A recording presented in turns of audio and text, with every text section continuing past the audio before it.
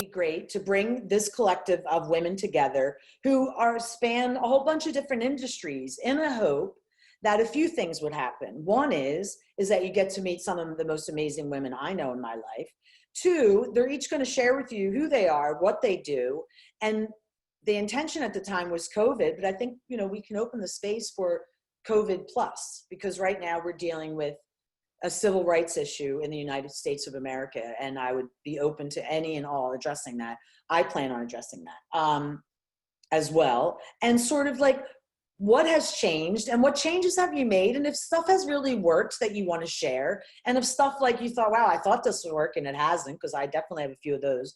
And then also like sort of what do you see? Because in the future, you know, I'm having a hard time seeing in the future. So if I could maybe hear all the thoughts of the women on the panel, I think it would help me to be able to answer my own questions, maybe find some sort of inspiration.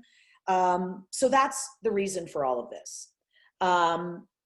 We collected all of your emails, and what I've asked each one of the panelists to do is to reach out to you after this and introduce themselves and their work. If stuff resonates with you, continue to engage in conversation with them, because I have to tell you, these are the women that inspire me, and I consider myself a powerhouse badass. So, okay.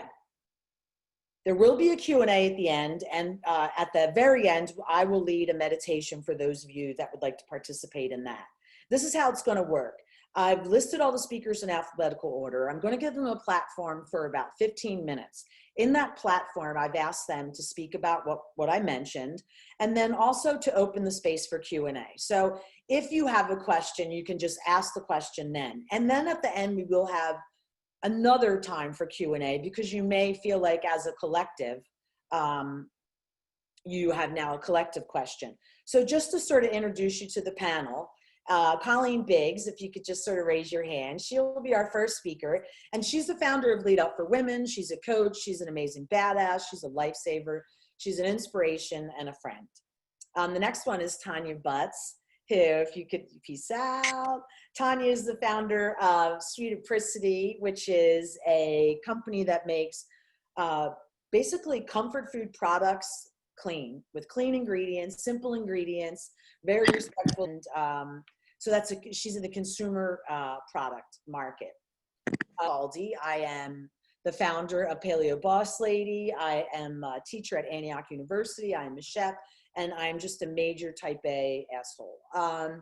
And then we have Carrie Ann Glover. Where is Carrie Ann? I don't see her on my little, oh, there she is. She's America's franchise matchmaker. She is super, just a joy, an inspiration. She has an amazing lens on business and life that is just incredible, and a dear friend. Then we have the incredible birthday girl, Julie Jones, who is an energy. Julie is a network marketing expert. She is truly an energy, a force, a light, a being, and really has an amazing, just a truly amazing lens. Then we have Jill Murray. Where is Jill? Expert on the art of letting go. She's a TEDx speaker in Pennsylvania, Philadelphia area for me. I love her. Her husband's really hot. I have to say that all the time. He really is. And I love Jill. Inside and outside. Now, my next one is my friend Ashley, who I kind of felt bad after I put everything in alphabetical order, because you're probably always at the end having a V last name. I'm used to it. I'm used to it. It's totally fine. I also have a hot husband. I'm going to shut myself up. Yeah. And it was like a Navy SEAL body, like really incredible. Yeah. They're like Barbie and Ken on steroids, like literally. Except not literally, but yeah. Ashley is just an overall badass. She's a writer. She's an author. She's a chef.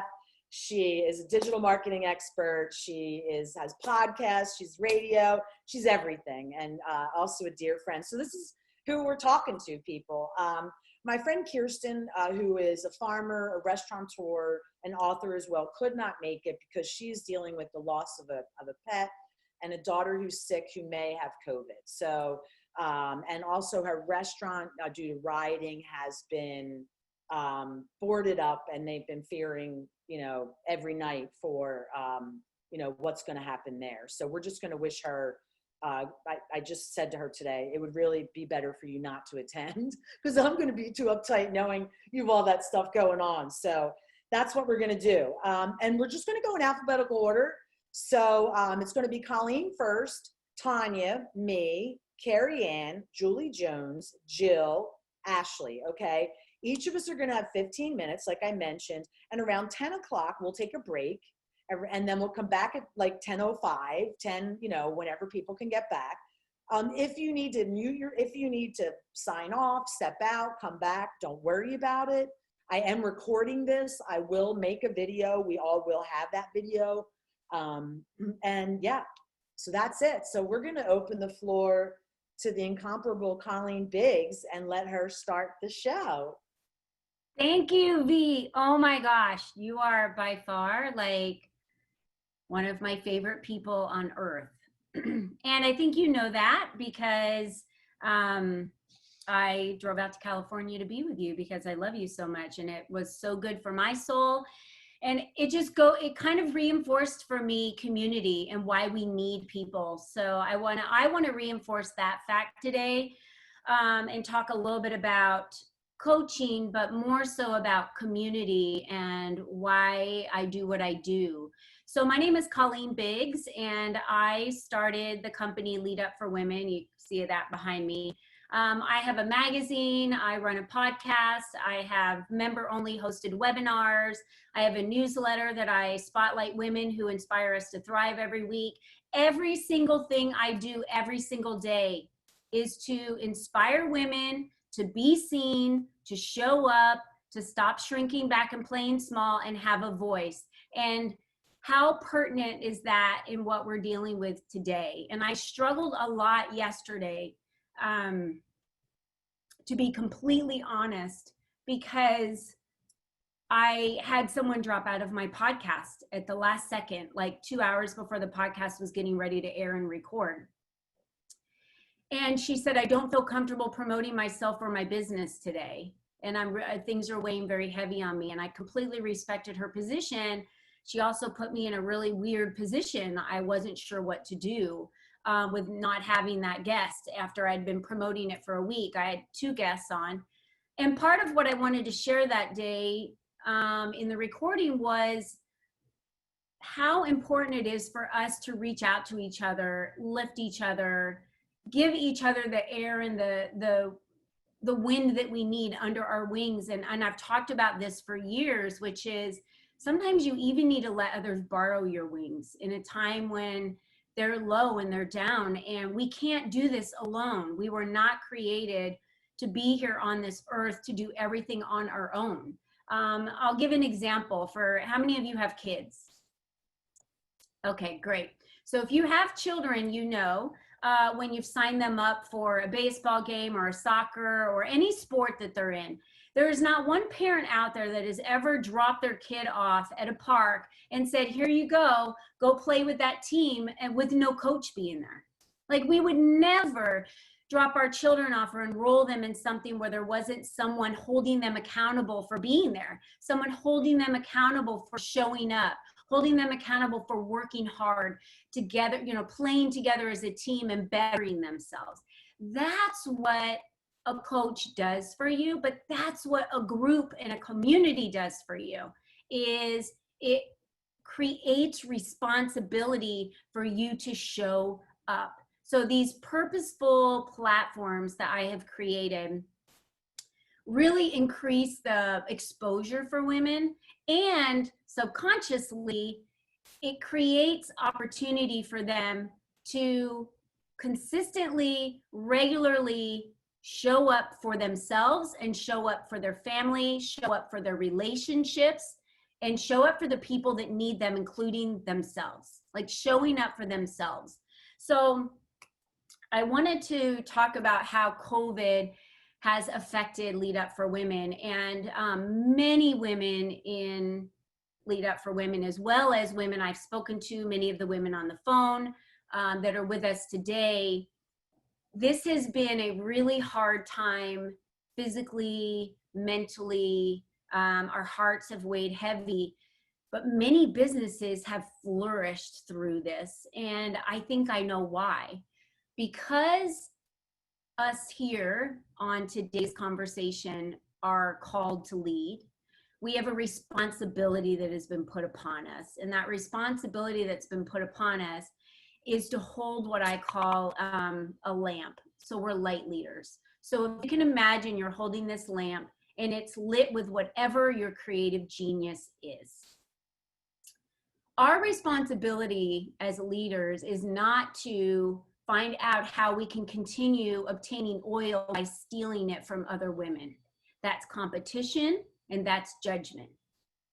What our responsibility is as women is to teach other women how to light their lamps, how to obtain the fuel to keep their lamps lit, and then for them to go and do the same with other women.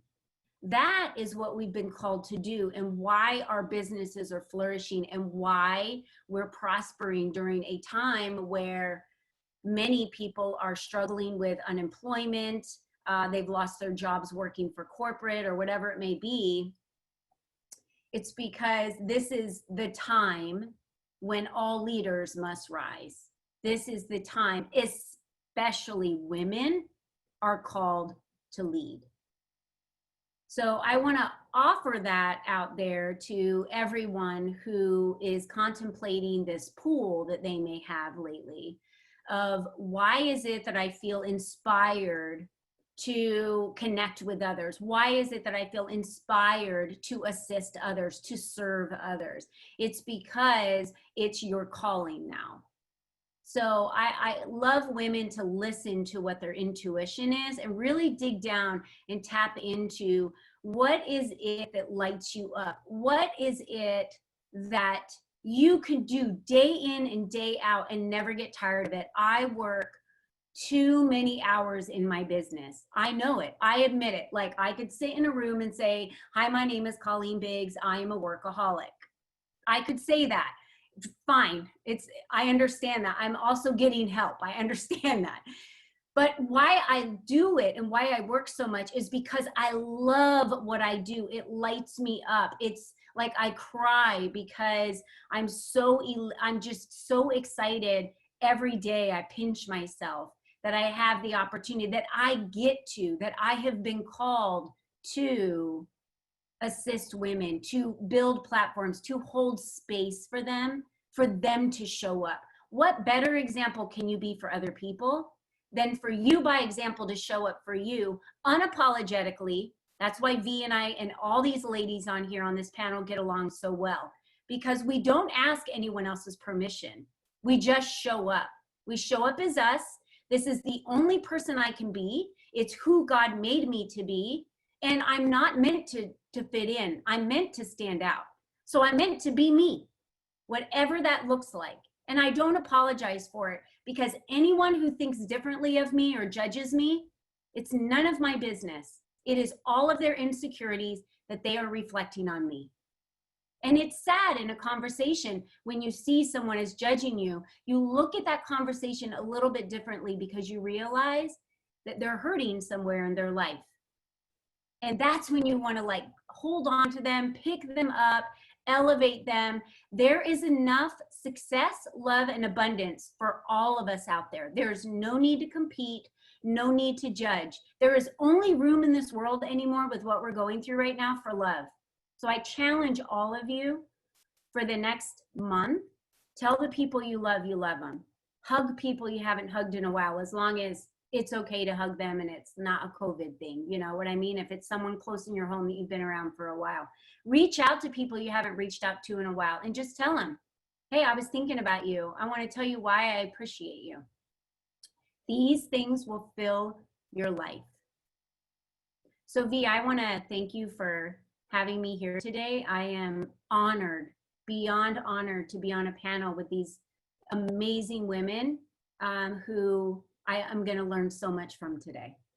You're awesome, Colleen. You know I love you. Does anyone have any questions for Colleen right now? Because if so, you know, there's definitely time if you want to ask her anything about lead up or some of the things. I mean, you heard just really, she was a small list of what she does. She really does. It's ridiculous. She does retreats all over America. She's hosted luncheons all over the United States. She's literally Lead Up for Women in 2019 was the biggest bright spot in the work that I do in building community. So I'm super grateful to have Colleen here. Okay, so next up, we have a friend, a badass, an inspiration, a change maker, a thought leader, very philosophical, who happens to be the founder and owner of a small woman-owned business that is a consumer products company. So what does that mean? She's the founder of Sweet Apricity. And Sweet Apricity takes everything that you think of when you're a kid, like making s'mores, marshmallows, caramels, caramel corn, all those things, and makes them clean. Clean ingredients, most of them perfect for people that follow an autoimmune protocol, all paleo and all staples in my house. And I've had the pleasure, she even has CBD products. I've had the pleasure of actually working with Sweet Apricity and being directed and taught by Tanya. So I'm really excited to introduce you to Tanya Butts, founder of Sweet Apricity and friend. Hi guys, I am Tanya Butts. As V said, I'm the owner of Sweet Apricity. And apricity, actually, let's start with apricity means the warmth of the sun in winter. And what we do is we give people the warmth of the sun when they're going through, difficult times as far as following a restrictive diet. So we are the celebration of healing. When you first asked me to join this group, I was like, after like 6 weeks or 8 weeks of COVID, I was like, okay, I got this. And I know I can tell you exactly what's going on and kind of what's working for me. And I can tell you what's, where I'm finding hope. Because with COVID, like there's part of it that I loved so much. Like I do really well with chaos, not as a constant state of being, but as a movement of energy that's tectonic at a foundational level, right? So everything shifts and it shifts really fast. And that piques my curiosity. Chaos is really good at helping me hone my focus. So there's not a lot of room to move from present without facing panic about uncertainty. So all I can do is stay in the moment and move forward and keep swinging, and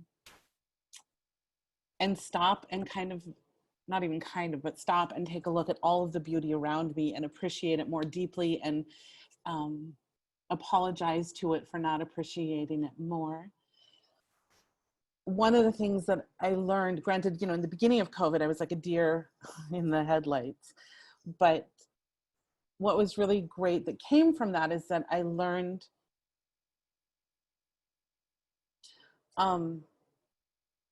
I just learned to appreciate everything more deeply. And then to remind myself that, everything dies and changes and transforms or evolves.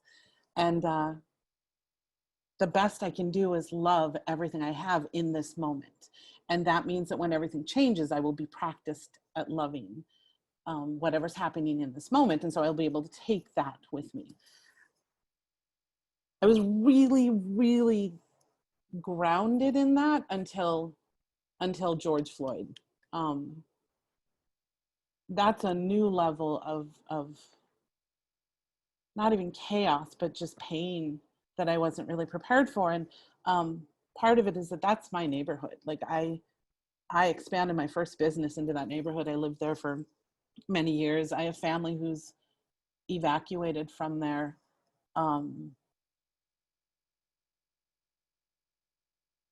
Yeah, that's been a really tough one for me. But what I've, and again, my footing's not really clear on this, but one of the things that with George Floyd,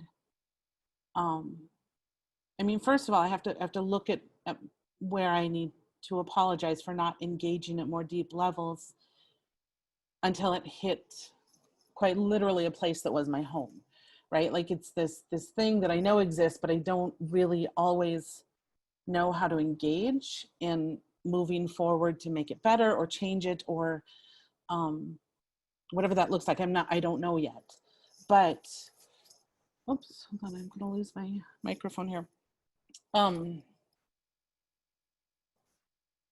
Yeah, I don't even know how to talk. So like I said, I was really clear before the George Floyd incident happened and all the protests and all of the media around it. And now I feel like if you give me 15 minutes, I'm just going to ramble and try to publicly put together pieces that I don't know how to put, how they fit yet. You know, one of the things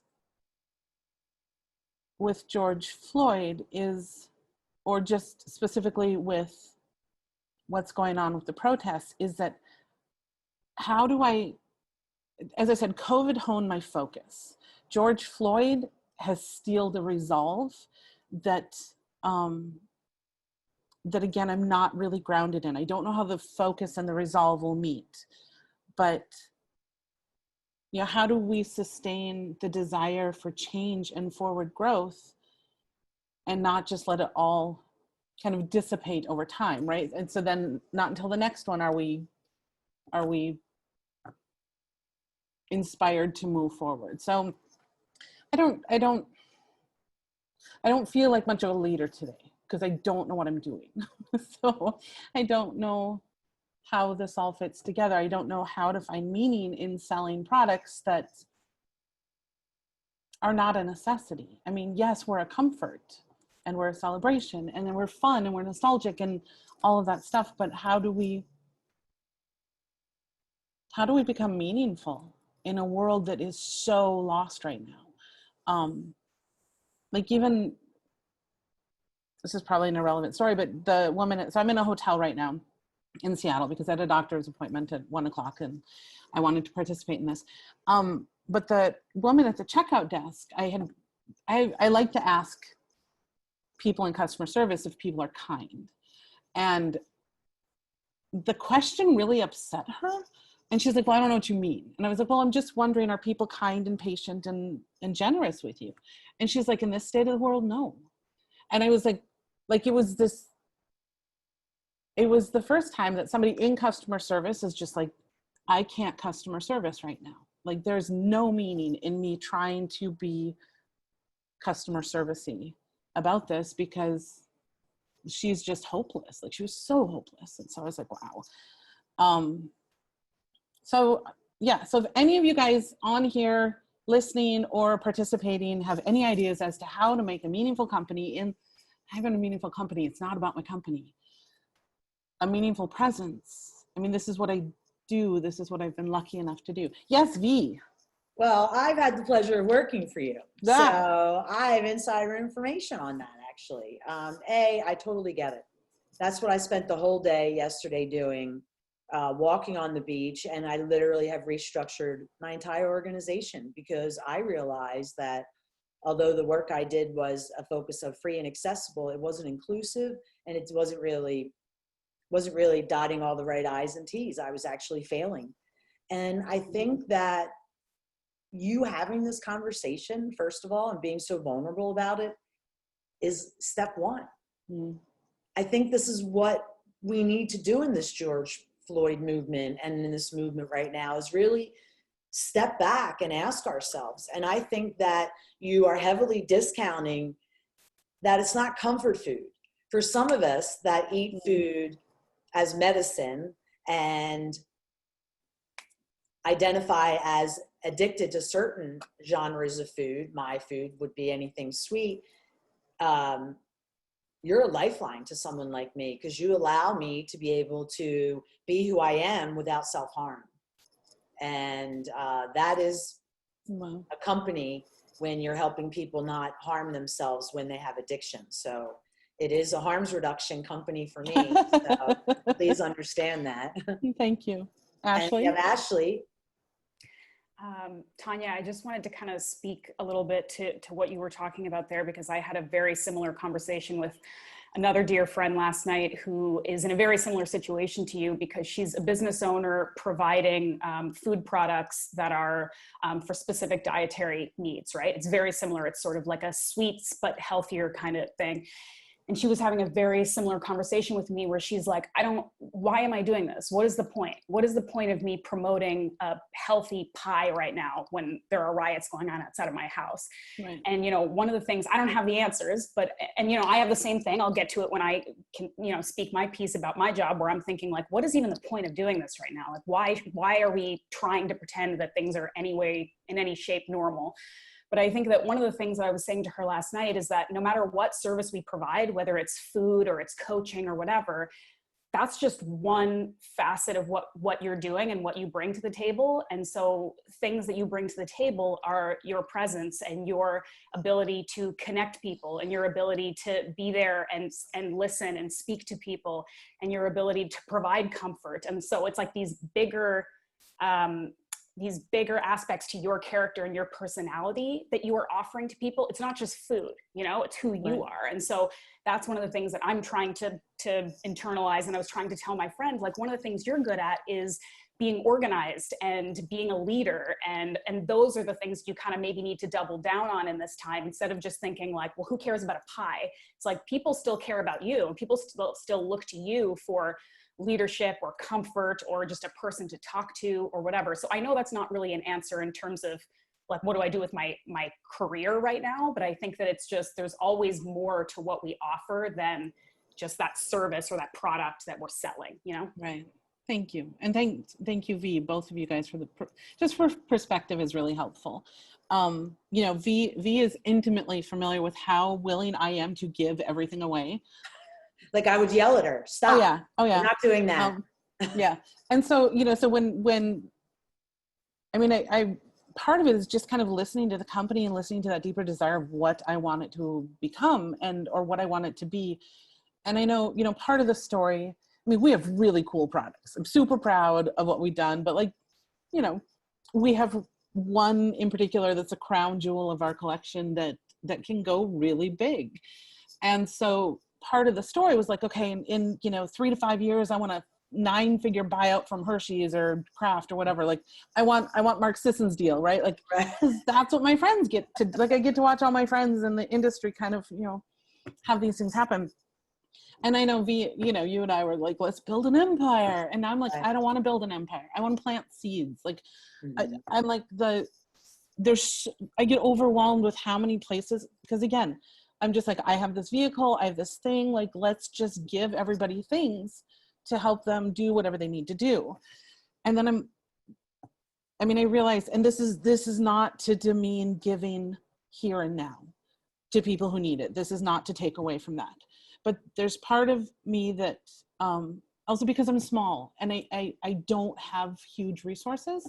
And every month we're kind of like, we think we're going to make it this month. Another month we're like, okay, so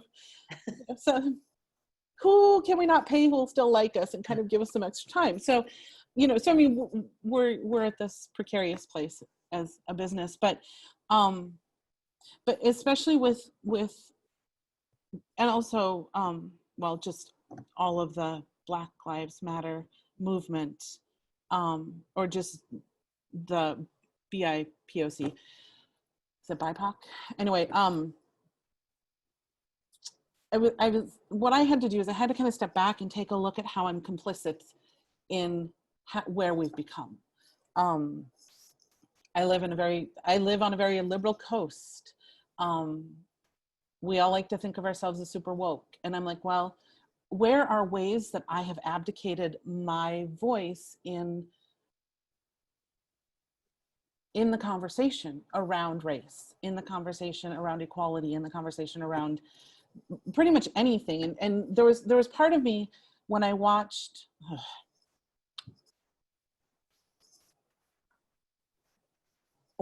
Minneapolis burning, and like I said, that used to be my neighborhood. And I watched it burn and I'm like, let it fucking burn it to the ground. Let's start over. Maybe we can do better this time. And I had to step back from that and be like, okay, there is an actual physical revolution historically has never ended well, because there's always a vacuum of power that gets filled with people who aren't interested in moving forward with everybody's best interest in mind. So I had to kind of sit back and be like, okay, for as many decades as I've been on this planet, I have not engaged in politics particularly heavily. Like I kind of just assume everybody else is going to make those choices. And there's also part of it that's like, that seems like a really grown up thing to do is, vote. And not that I don't vote in the big elections, but to really, really take a look at, who's taking the steps to move us forward in a way that's really supportive of a democracy and taking care of everybody, making sure that that we're almost like Canada, Ashley. Anyway, so I was like, so right now it's like, well, can I afford to give like $100 a week, which is so nothing, but to candidates until we get through November? Like, how can we plant seeds of the future? People are interested in, who believe in climate change and want to move towards that. Like, what are these? So right now, this is all really messy. Thank you for letting me talk in past my 15 minutes. And again, I probably won't be able to like circle it around and make it make sense. But yeah, kind of where I'm at is like, how can I plant the seeds to move the needle in a direction with an end result that I probably won't be alive to see? And I'm okay with that. Like, I'm okay with that. Like, that's what I want to do. So also I wanted to offer, wow, I am all over the place, which I always am. Ashley V, you guys know this well. And you still let me come and play. Thank you. Part of your charm. If there's anybody out there who's listening to us right now, if you guys have a business or you have a service that you want to get word out and you have any brochures or anything, we are happy to put that information in our boxes when we send out orders to kind of help spread the word and expand your particular brand. Like if you are interested in that, please feel free to reach out. I'll put our email address. That would be great for lead up. Yeah. Great magazine, by the way, Colleen. Yeah. Does anyone have any questions for Tanya? That was very vulnerable, very real, and very thought-provoking. I appreciate it. I just want to make one comment, Tanya. Like, when you said I'm not a leader right now, just what you said shows you are a leader right now. You're provoking conversation and you are a leader. So, thank you. But you have to believe that for yourself. Okay, I'll wear the title, but I do not encourage anyone to follow me right now. I'm just kidding. I'm kidding. I appreciate that, Colleen. That's thank you. Thank you. When I asked all the speakers to speak, and Colleen is the one that made up the name, by the way. She sent it to me in a text one morning. She's like, just as kind of a joke. I'm like, no, that's what it's going to be. Tanya responded with, but I'm not ironing my cape. So we love you, Tanya. Thank you. And if you did iron your cape, I'd be worried. Yeah. You should. I will just know it was probably Charles who did right, it. I was just going to say I would have called Charles. That's her coworker, who I call Charles in charge, who I love. Did I make it through all this time without dropping an F-bomb? Yeah, no, you did a good job. I'll be so proud. That doesn't mean that it won't be dropped at some point. Right. But Charles dared me to make it through a conversation without saying the F word. Did he dare you? Well, you did a good job. I didn't think I was going to make it through my TEDx without saying the F word.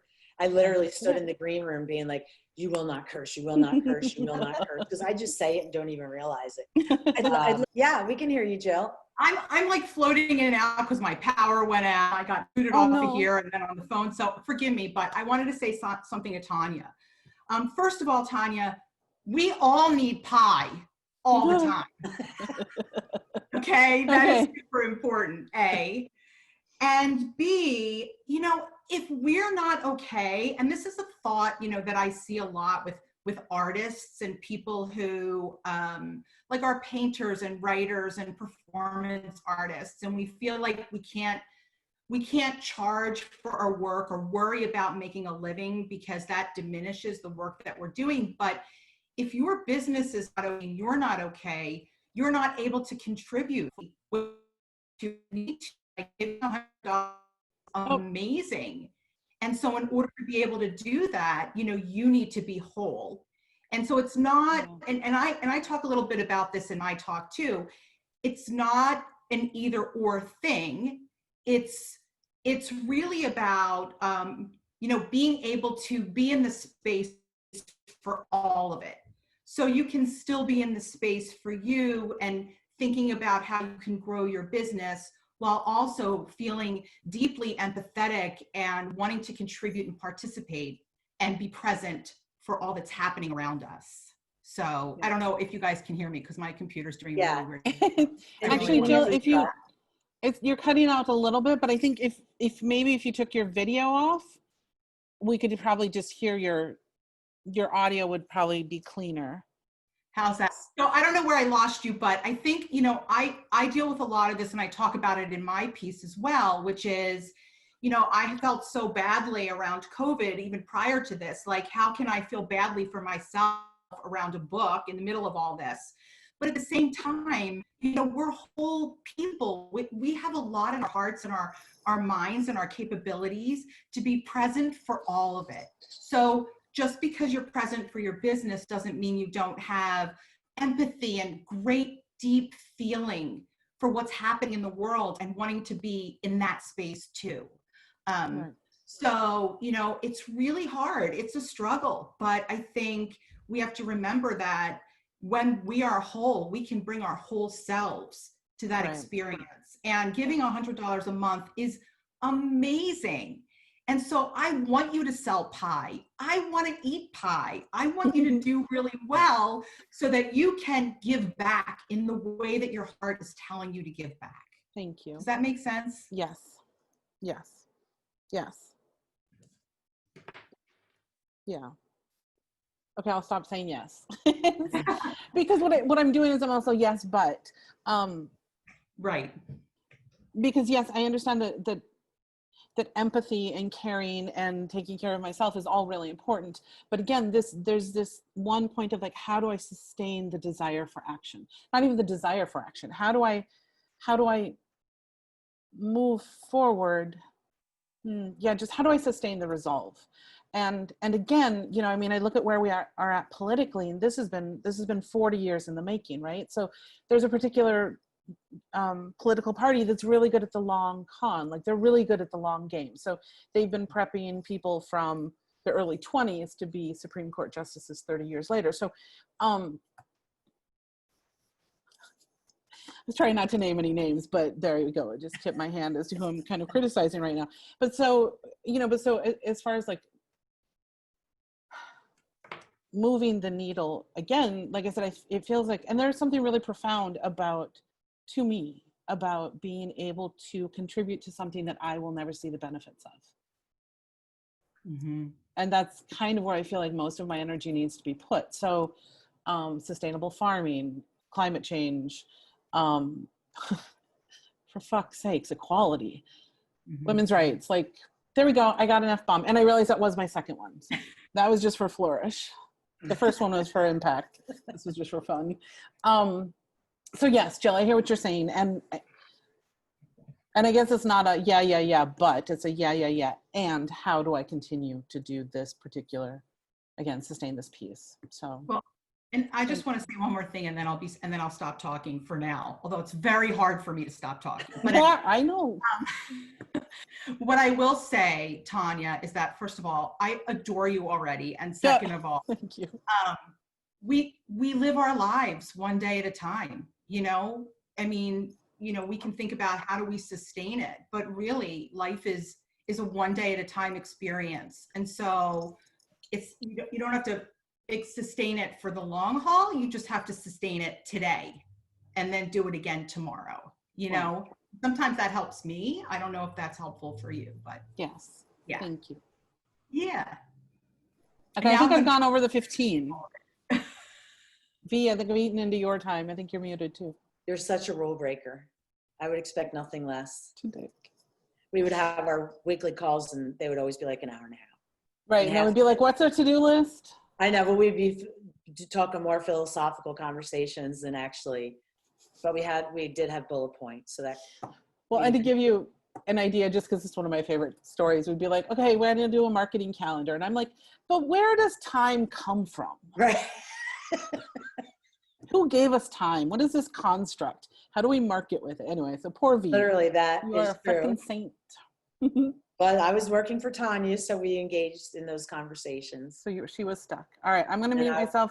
Thank you for listening, everybody. Again, if you have any questions, you can put it in the chat, and again, I'll put my thingamajig in there. So. And for those of you that don't know, Colleen noted that there are 3 buttons next to the chat. If you click that, you can save the conversation, and there's a lot of good information there. Okay, so I'm going to do my super boring story, and then after that, we'll take a break, and then we'll come back with the incomparable Carrie Ann. So for anyone on here that doesn't know me, I'll tell you my story because I'm not really sure who I am because I'm a lot. I just know that. I guess the biggest thing is about me that sort of the world knows is that through diet and lifestyle changes, I have successfully been able to manage the effects of 4 autoimmune diseases, well, 3, potentially 4 autoimmune diseases on my body, which is multiple sclerosis, Epstein-Barr, Hashimoto's, and Lyme disease. I did the traditional Western medicine route, following everything the doctors told me. I'm a type A overachiever. So I literally am the person that goes to PT and they're like, you do the exercises too much. Like most people never do them. They're like, you do them too much. Like only do them 3 days a week. And, you know, I'm like, really? And I would still do them every single day. So I am that person. And in doing everything the doctors told me, and I was fortunate enough to have resources and having access to finances to be able to pay for medications, treatments, therapies, and drugs, I found myself without bilateral use of both of my hands, no feeling on the left side of my body, involuntary limb jumping, living in constant pain, couldn't move my head left, right, look up or down, paresthesia, making it almost impossible to walk, having to wall walk, meaning holding on to the wall because I had balance issues. I was falling. I fell walking in a street, and literally that sent my body into such a bad spasm that I now needed full-time help and people living with me. I spent tons of money. One medication cost me over $500,000 until I was facing bankruptcy, institutionalization, or homelessness. My daughter's on right now, and she'd be like, my mother would never be homeless, but she understands what I mean. Almost 90% of the people in America that live with disease do go bankrupt. And the second longest and youngest living populations in institutions in the United States of America have multiple sclerosis. So for people with MS to need full-time help is a pretty large reality, it being the second largest population in institutions. Somehow, through sheer force of will, I figured this out. Today, using only diet and lifestyle, I take no drugs. I manage every symptom from MS on my body. And I've built a brand that is basically every day seen by over 100,000 people. I'm considered an influencer. I teach at Antioch University. A 4-star rated chef. I am just a crazy psycho person. And I have to tell you that I became legally disabled at the age of 37 years old because I couldn't use my hands. And once I figured out, God, I feel like I'm going to cry, and I didn't plan this part. Once I figured out how to heal myself, I took to the streets and started teaching people all over America how to do this for free. And I did that for 3+ years. And last year, my daughter did what I call the intervention, and my son-in-law, and they sort of sat me down and said, you know, this really isn't sustainable. And, you know, we think you should consider, you know, coming off the road. And at that time, I was faced with the decision as to, like, what does life look like for me? And I didn't want to identify as a disabled American anymore. I wanted to identify as an able-bodied American. And we decided as a family and that I probably could be an able-bodied American. So I took steps to make that happen, and then and really believed that that I was able to do that. And then COVID came, and I was reminded, and just to let you know, moving into an apartment is very hard for me because that you have to take care of a home, or you should, at least I'm a type A, and it's hard for me to physically take care of a house. So I was trying already to adjust to just, can I live by myself and take care of a house? Because by taking care of a house, sometimes then I can't use my hands to do other things. So, but I still believe that I could identify as no longer disabled. And then COVID came, and I realized that it's not that I'm disabled, but I can work as hard as I want and I can do everything right. But I live with 4 autoimmune diseases. And at the end of the day, the boss in me is a very fragile flower. And the life that I was living, or the life that I put together, is no longer valid and or sustainable. So COVID came to me and introduced me to the fact that what I thought, it's not that it's not real, it's just that it's not right. It's not right, because having everything, what people don't understand in this journey is that a lot of people didn't like the idea that beaches were closed down, and because, that people wanted beaches opened and parks. And what people don't understand is that's so short-sighted, because you take someone like me and you tell me you have to keep me in the house and I can't be out in nature and I can't be at the beach and I can't, that's healthcare. That's healthcare for me. I can't go to the gym in my building and ride on the bike. And then you psychologically induce fear and all these things. What happens is that there are, the diseases that I live with, at the hands of what's happening around me that I can't control, is making it hard for me to thrive and survive. So I was working with Tanya. I was working with iHeartRadio. I was working with a lot of companies, and I had to resign because I mentally lost the ability to have cognitive function, which is a symptom of MS, meaning that I just couldn't access thoughts, meaning that my brain is misfiring, that I'm trying to do things and I can't receive them. I can't connect the energy. So one Sunday I was like, okay, well, I feel like I have like 5 hours of brain capacity. So I just let go of everything that is outside of my own control so that I won't let people down. So I put myself in a space where I was only answering to myself, and I decided that I would do things with my community, free cooking classes, free Saturday gatherings, which are really to hold me accountable, which Colleen spoke about. You need to be held accountable. And even that wasn't working out so well. Colleen did an intervention and actually got in her car and drove here and saved me from a very big bout of depression a couple weeks ago. So for me, COVID it has changed everything about my life and has put me in exactly the same space that I was when I was facing homelessness, institutionalization, or suicide, because I'm realizing that I'm in a place where I'm living a life that's no longer sustainable. And that's very scary, especially when you do live with 4 autoimmune diseases. So I decided the best thing I could do is do nothing. So I go to the beach as often as possible. I'm in my garden every day. I take off. I probably only work 15 hours a week now because that's all I can. I'm cooking all the time, which is my love language. I'm in psychotherapy. I'm totally restructuring all of my biohacking. So my hours of sleeping are now different. I'm growing my own food. I'm just looking at my notes and just really evaluating my wellness program. So I really wanted to share with you all that nothing looks the same. And the things that haven't worked for me are having expectations of myself, being self-judgmental, believing that somehow the systems in place are going to prevent me from thriving. Those are the things that haven't worked for me. What has worked for me is speaking to the community of panelists that are here, because they are the people that I reach out to and support me. I mean, Jill got, a 2-hour full Monday from me.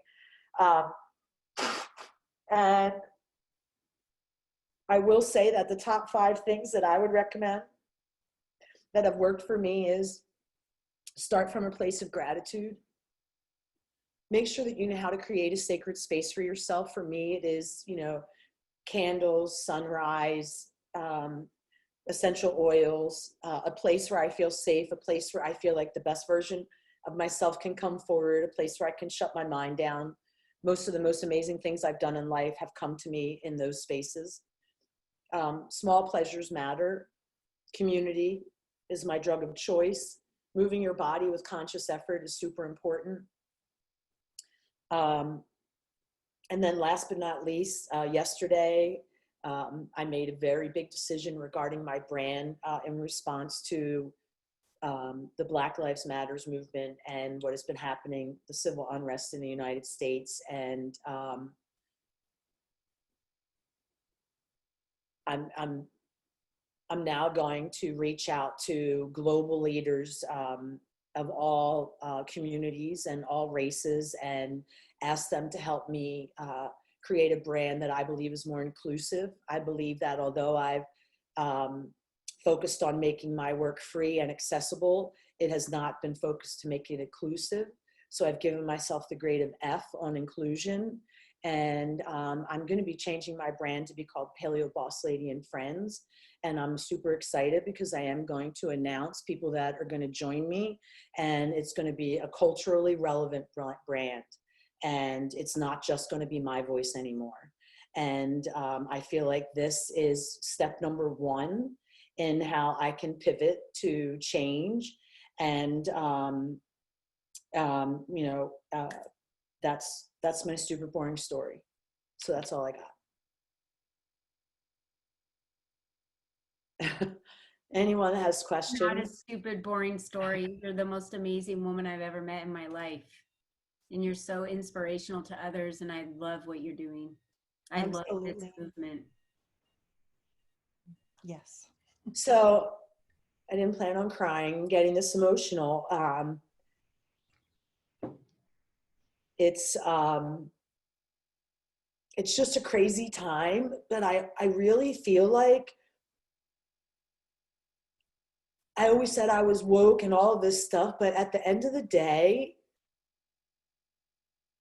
I'm like grateful that George Floyd is teaching me this lesson. And I'm sad that he died and all these other people died, but I would have been really sad to have left this earth and not had an inclusive lens, because at the end of the day, I really haven't done right by all our brothers and sisters, and I'm okay to own that space.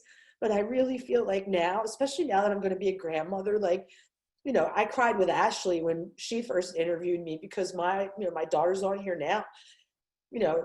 She asked me, like, why do you do what you do? And it's like, because I want my daughter someday to like be to my grandkid and be like, your fucking grandmother did that shit. Like, she did that. Like, she had a hand in that. And that's really, at the end of the day, I just want to know that my daughter's always going to be proud of her mom. And everything I do is for that reason. And now I'm going to have a granddaughter. And it's like, God, I really have to step up my game.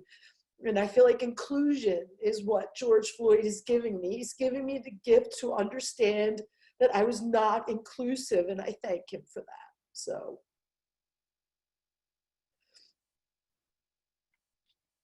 All right, so now we get to break, and use the ladies' room and do whatever you need to do. And when we come back, we'll have Carrie Ann, who's like the perfect follow-up to a crying crazy person. So I didn't know that when I planned it, but I'm super excited. And I'll see you guys all when you can get back, but we'll start in, let's say 10:05, okay? And now that I've stood up and taken like a couple deep breaths after your talk, V, that you still hold the distinction of being the only person I've interviewed. And I've done about 250 podcast interviews at this point. Only one that made me cry. Only one. Big deal. And what you ladies don't know about Ashley is she's like ripped muscles. Like, she's like a professional that's another thing that she does. So I didn't know Ashley, and we were like, okay, we're going to meet at Expo. And I remember we're going to meet for the first time. And I was like, so excited. So I didn't know like the person that I made cry really until I met her. And then I meet this badass and I was like, oh shit, I made her cry. Like, I couldn't even believe it. I'm starting to grow up a little bit and like allow myself to admit that I have emotions. I was never that way before. I still put them out there sparingly, but yeah, it was just, you know, you have an authenticity and a truth when you speak that is just, you know, people respond to it because it's that real and honest, and it's a big deal. Well, you either hate me or you love me. That's the one thing I can tell you. You know, there's never a middle ground. It's always a very interesting situation when people engage with me. Yeah, I think my husband loves you more than he loves me now, to that point. So it's because I got you to start eating meat. That anything happens to me, I get cancer, I'm going to live with V. So just know that. I was like, okay, we're both going to live with her then. So. Oh, you're so funny. So funny. I'm so excited to get started again and to have, let's see, how many people do we have on? Okay, we have 17. So I met Carrie. When was it? Was it in January? February? Why can't I remember? It was at the Sanctuary. You met her at the Sanctuary in February in Scottsdale, Arizona. Yeah, the event that I put on. Mm-hmm. I feel like it was the last thing I did on Earth. That was like, I thought right before the world went totally. Because it was the last thing we did on Earth. It really was. Like, I feel like the last time I left the house and like did anything what a blessing fun. it was, right? It was really amazing, it was actually. So amazing. So, I mean, we just barely fit that. I mean, Colleen, you just barely fit that in before everything happened. Yeah. So lucky. So I met Carrie Ann at Lead Up for Women Sanctuary Retreat, and we fell in love. And since then, which is one of the things I have to say about Lead Up, because it's just the God's honest truth, is that I talk to my Lead Up women more than anything. We connect all the time. So throughout all of this, Julie, Carrie Ann, like we've all been touching base, checking in with each other. And I'm really excited to hear from Carrie Ann because, you know, every conversation I have with her, she's upbeat, but she's always like teaching me something I didn't know. And she is America's franchise matchmaking sweetheart. So she knows a ton about the franchise world. So I'm going to let Carrie Ann sort of take it from there. Well, and, you know, honestly, you know, I love you immensely, and I feel so honored to be involved in this and being a part and touching people's lives. I mean, I'm just fueled by people. And so obviously when COVID happened, I was like, you know, what do I do? But just a little bit about me. So I, you know, was always involved in corporate America back in the day. I was heavily involved in startups, which I loved because I could really thrive and nurture and grow and build something until somebody screwed it up, or should we say fucked it up, right? I mean, because somebody always does that, you know, whether it's the CEO sleeping with the secretary, or, you know, I'm showing up at the office and the doors are locked and there's this cryptic note that says call us, and then they say sorry, the business is closing, and it's just like, oh shit, what did you idiots do again, right? So I just got really tired of it because I wasn't in control. So I was like, you know, this just sucks. So I kind of went on a personal sabbatical, did a lot of crazy stuff, then came back to earth, and was actually at a dinner party with my sister, my brother-in-law, and lots of friends, and we were drinking lots of wine and eating lots of really good food, and we were having the conversation, what do I want to do when I grow up, right? And probably all of us are having that conversation often, right? So basically we came up with a business idea, and we started a business from scratch. We grew it to a multi-million-dollar business. Someone came to us and said, oh my gosh, you should think about franchising your business. And we were like, what's that about? So we learned about franchising, and we ended up franchising our business. And last September, we were acquired by Ace Hardware. So it was a magical roller coaster ride, but that's how I got introduced into franchising and small business, really passionately and intimately involved in that. And so that's why I'm America's franchise matchmaker. My company is Franchise Logic, and what I do is I work with people and help match them up with potential ideal franchise fits that are going to be in sync with their goals, their aspirations, their spend tolerance, their geographic desired area, what they hope to accomplish with the business. And I really help them understand, because a franchise investment is just like real estate, just like stock. It's an investment. It's a huge, huge deal. But with this type of investment, you have much greater control of the outcome than you do on the others, right? And you also have, in many cases, much higher ROI. And so I help them understand how to conduct a proper due diligence before they make any decisions, spend any money. So that's what I do. And I'm fueled by people. So what I can tell you is franchising is not affected by things like COVID. It's not affected. It wasn't affected by 9/11 or 2008. And a lot of people don't really understand that, but it's because franchising is not an industry. Franchising is simply a methodology of how you conduct business. Now, no doubt there are tons of businesses in the franchising sector, like the boutique fitnesses, the Orange Theories, the Pure Bars. They're just now starting to reopen, but COVID forced a lot of businesses to shut down. What's really mind-boggling to me is that in one single month, the month of April, over 20 million Americans lost their job. In 1 month. In April, our unemployment rate rose to 14.7%. It hasn't seen that since the Great Depression. There are people furloughed, laid off. Their companies have just completely shut down because they just didn't know how to pivot quick enough.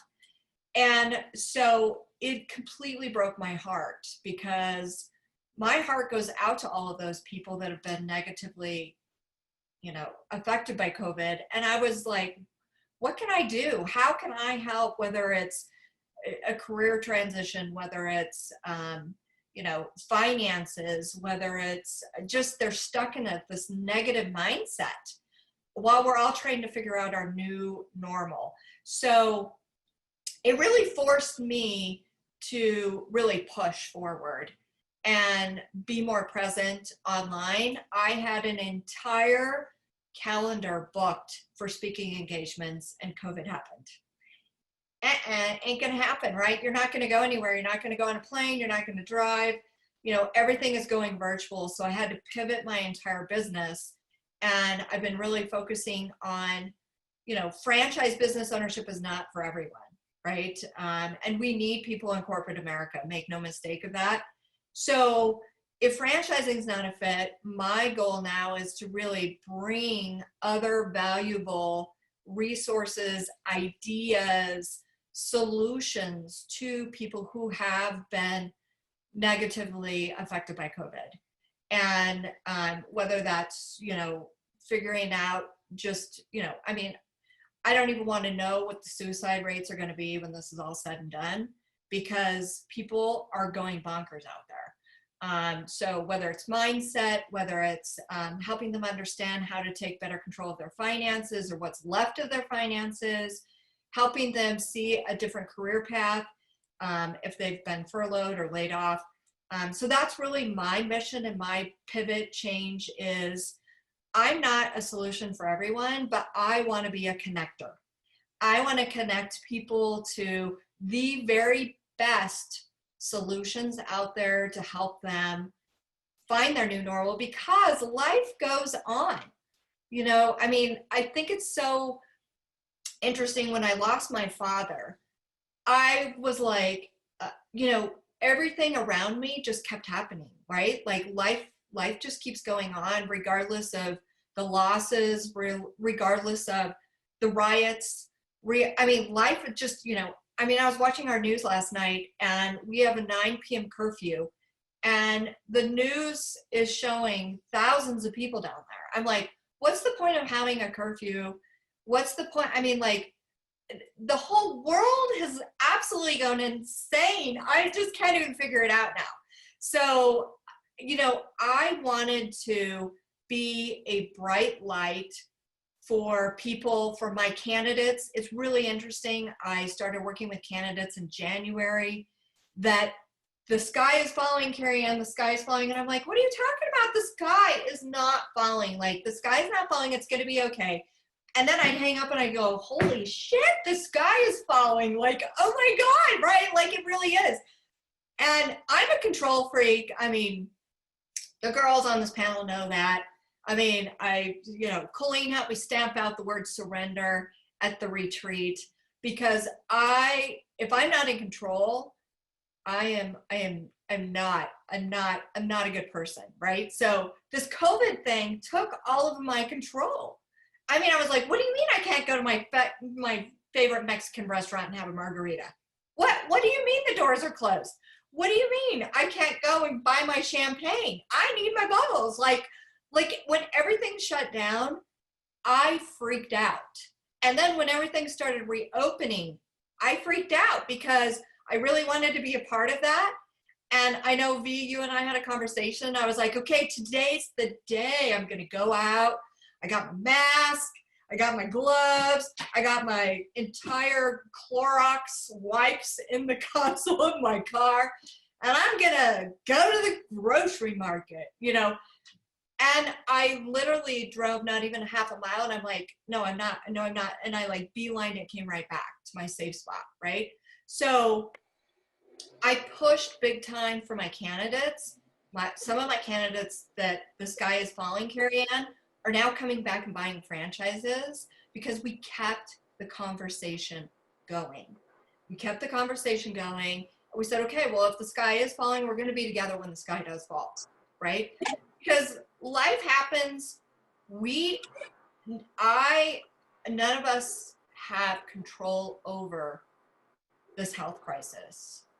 And that's what it is. None of us have control over it. But what we have control is how to continue to push and continue to move forward and create our new normal that we're going to be comfortable with, because life goes on and we can't stop living. We are on this planet for a reason. And there are countless reasons and lessons that we're all going to learn. You know, one of my favorite questions when I'm talking to my candidates, when we're having our weekly huddle about their franchise process is, so what new lessons have you learned this week outside of your franchising, like with your life, with your children, with the people, your neighbors that you're interacting with, right? So there's always lessons to be learned, and we can't sit around and be the victim. We have to keep moving forward. We have to keep living our life. So I did go off the rails. I mean, I love my husband to death, but he has been a road warrior all of our marriage. And he was gone 40 to 50% of the year. And I didn't realize we were really living a double life. I mean, it was freaky because there was a life when he was home and there was a life when he wasn't here. And I'm a very independent female. And when he was here all the time, I'm like, dude, you're fucking up my life. Like, I love you, but God, don't you have somewhere to go? And why are you here? And you're causing all this extra stuff in my life that I'm not used to having 24/7 of my husband. And it was a huge adjustment for us. I mean, I don't even want to know what the divorce rates are going to be after this is all said and done, next to the suicide rates. I'm sure it's going to be interesting to look at, but you know, we had to readjust our entire marriage, and we've been together for 15 years. So that was a really interesting awakening for me. And, you know, it's like our marriage has been reborn, actually. It's been the best thing that could have ever happened to us. And I'm so blessed and grateful every day that we had to go through that, because I really don't know where our relationship would have been, say 5 years from now, right? So we were just living separate lives. I mean, he was in Switzerland, he was in Guam, he was in Saudi Arabia, you know, and it was just, there was so much distance. So I'm extremely grateful for that. I had the best month in April, when the whole world was crumbling around me, as a business owner, placing people in businesses and empowering them to take their negative and turn it into a positive and create their new future, which I feel very blessed about as well. And so I also had to, you know, I hadn't been very good to myself. I wasn't, you know, I exercise all the time. It's a great stress reliever for me, but I wasn't really nurturing my body the way I should. I was just cutting corners and, you know, taking a lot of fat burners because they depress your appetite, and then you don't have to worry about eating. And I couldn't go to my Mexican restaurant anyway, so who cares? And, you know, I woke up one morning and I looked in the mirror and I was like, shit, you know, I feel like crap. I look like crap. I've got to be there for my candidates. I got to be there for me. And so I really had to have just a mental couple of days to just say, Carrie Ann, you know, you've got to start, you know, really nourishing your body with good things. And you need to start really taking more focus. So I started taking a lot of organic supplements, heavy duty, things that I didn't even know my body was missing. But from not eating all the time and taking a lot of fat burners and working out, I was depleting my system of a lot of things that it needed in order to really function at a high level, but not at a high level to where, you know, I was just surviving and then waking up the next day just feeling like hell. But now I wake up feeling like I'm a rock star and I'm gonna really kick ass today. So I think that that's been a blessing as well. And, you know, with that internal focus of what am I eating? What am I putting in my body? What am I not destroying anymore? And what am I building up? I've also started taking, I went to a gal and she did a whole blood workup, and I'm taking all kinds of bio-identical hormones. So it's unique to what my body needs.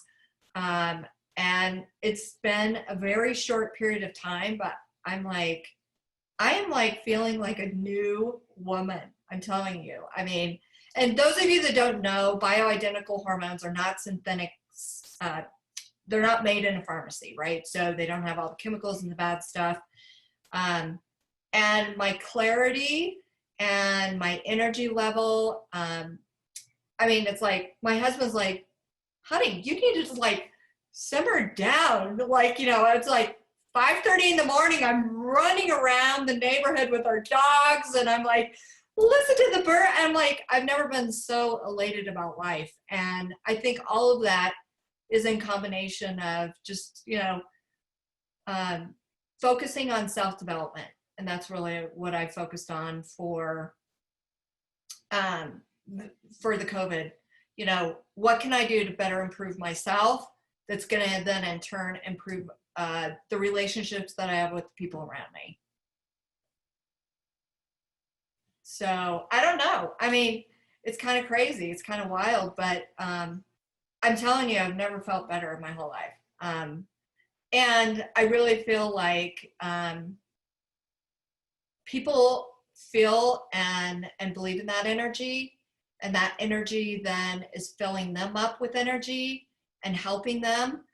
I've never had, you know, a most amazing pipeline of amazing people. Even the people that the sky is falling in January, they're like, you know, we're like really close friends now.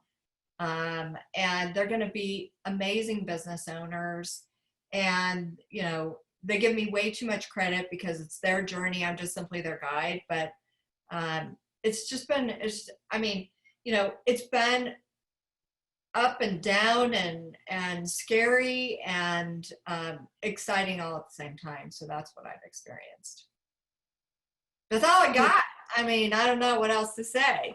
I think that's a lot, but I love how, you know, you said that, you know, when the sky was falling, you said to your, you know, clients, well, we'll be in this together.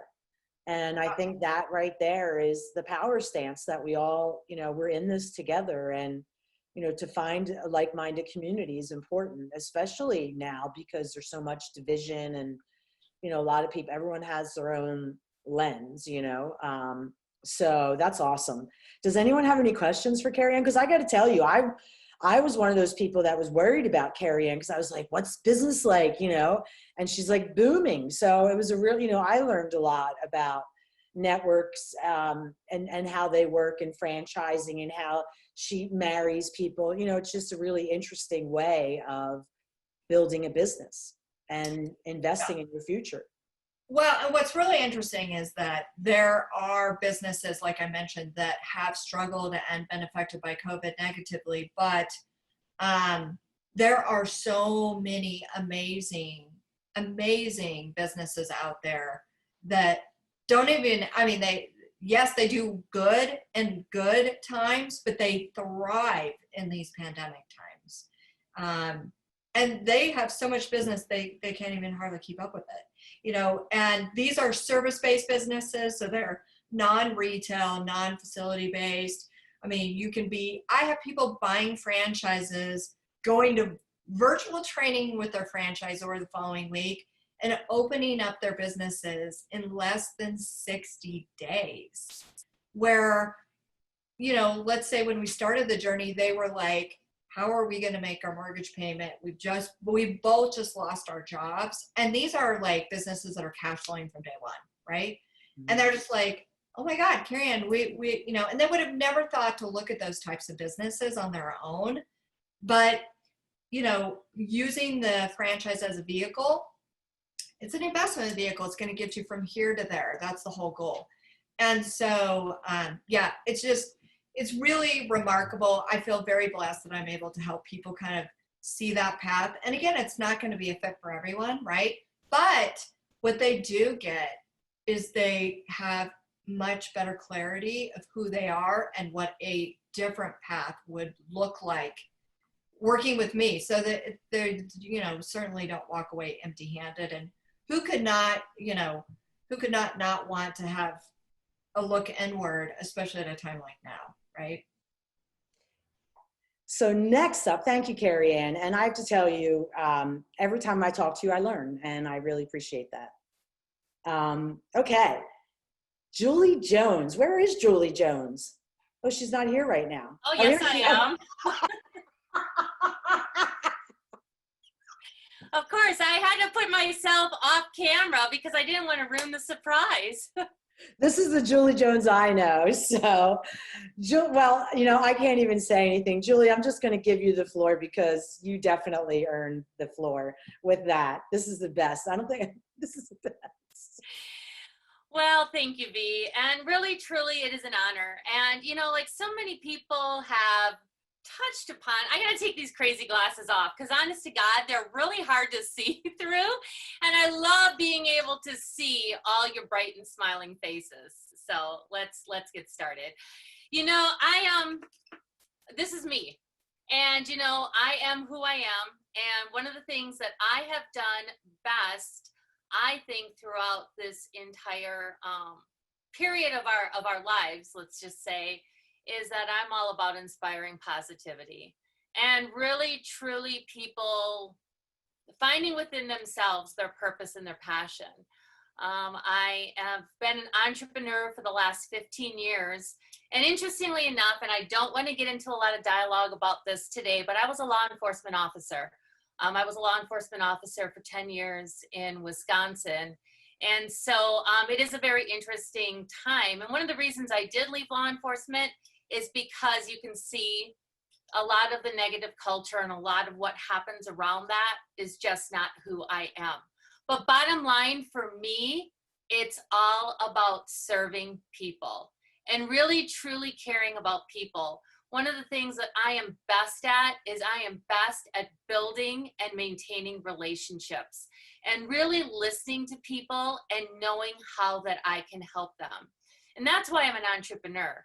You know, and when V asked me to be part of this, and she said, okay, I'd like you to focus in on the MLM industry. I'm like, whoa. I said, you know, multi-level marketing gets a bad rap, and I'm actually not in multi-level marketing. I am in a completely different business model where I truly know, and I'm very passionate about helping people. There is nothing wrong with that industry, but integrity is one of my core values.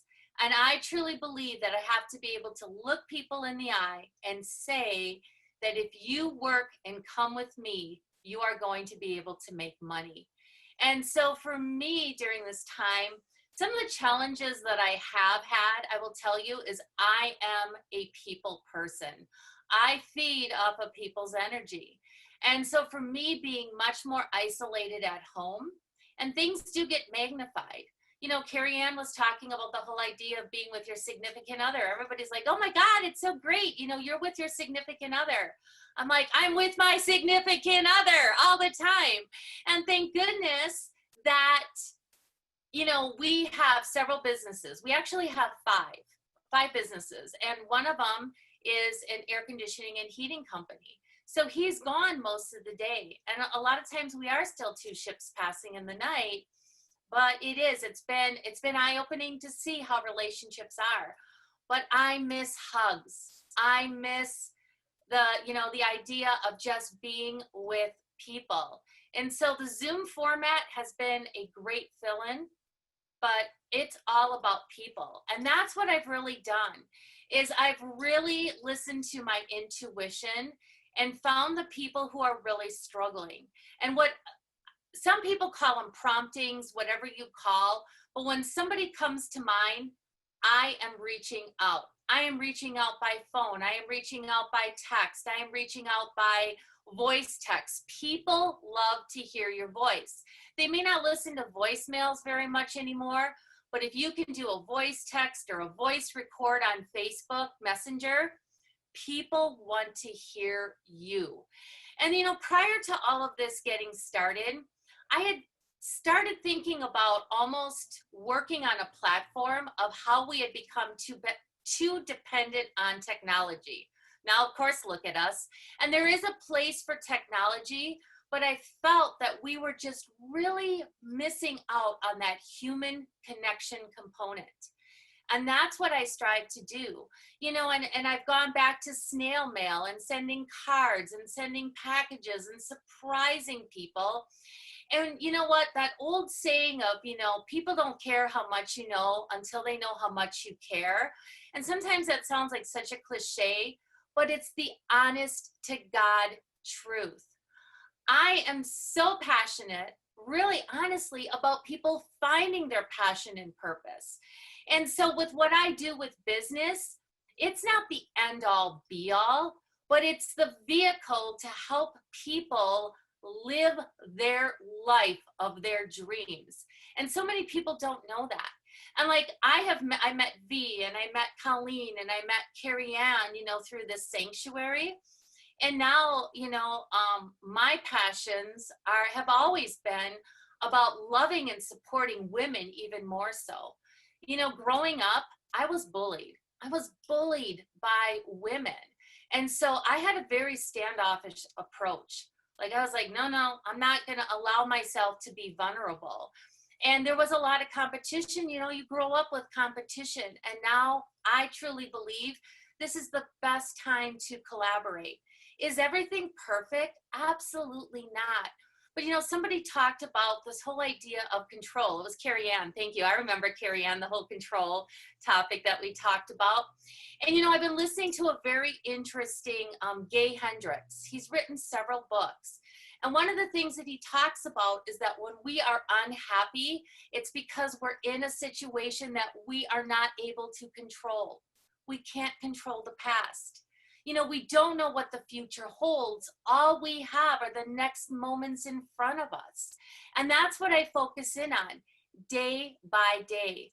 I know that there's a future. I don't know what the future looks like, but I'm going to focus on what I can control. And that's the next 10 minutes. Like, I knew I was coming on in a unicorn. See, it's a unicorn in case you didn't see that, because I am a unicorn.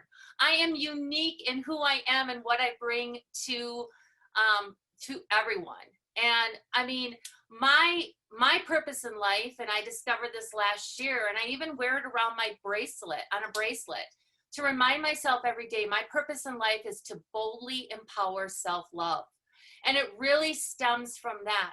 When we love ourselves and we love who we are and what we bring to this world, that's when the collective consciousness is going to change.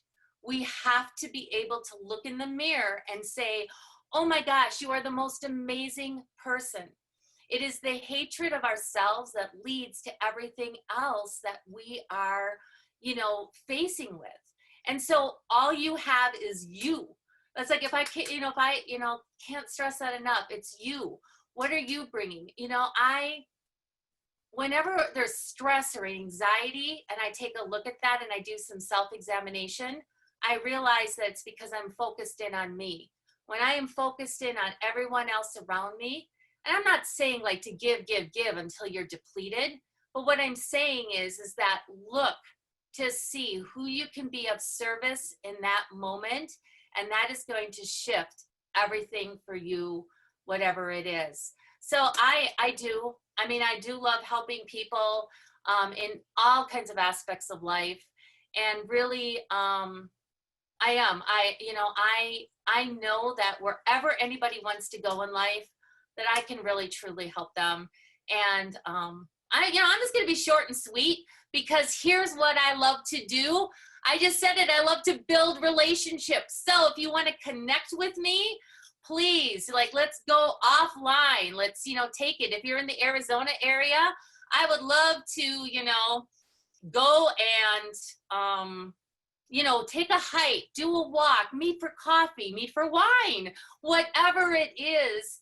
It's all about, and then, the brainstorming and what can come out of that, and, what we can make and how we can make a difference in this world. It's all about making impact, ladies. So, who are you going to put a smile on whose face today? So that's it.